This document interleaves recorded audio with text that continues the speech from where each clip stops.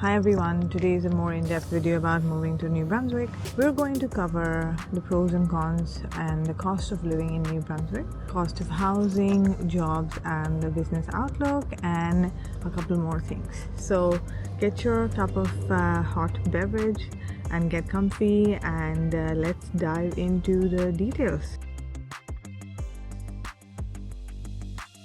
So let's start with the pros of moving to New Brunswick. This is a beautiful Atlantic province where you really get the whole four-season experience. As you can see behind me, we're in fall right now. The only Atlantic province to have direct land border with the United States.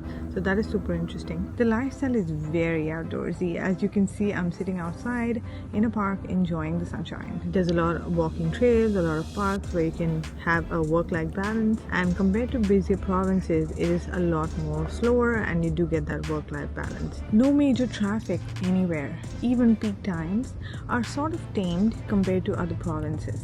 More spaces, bigger houses, everything you need, nothing you don't. You'll find all the essentials, no unnecessary commercial areas that don't offer you value, and immigration has been steadily on the rise, as you can imagine, bringing in more services and different cultures.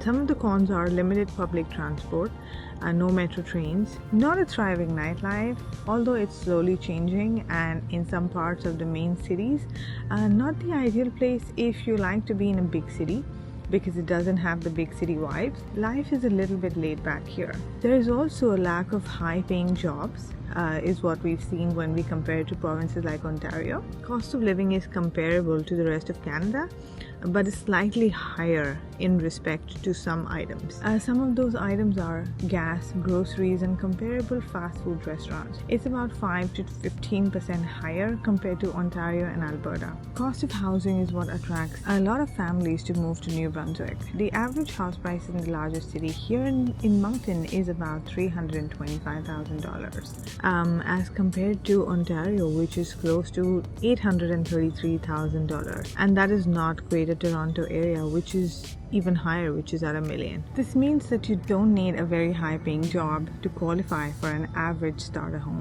Also, an average home will come with more land compared to an average home in Ontario. Jobs and business outlook. So with the recent influx of new residents, job market has become more competitive. That is a transition expected in any growing province. With the increase in number of residents, there is an increase in the need of manpower to service the increased population here in New Brunswick.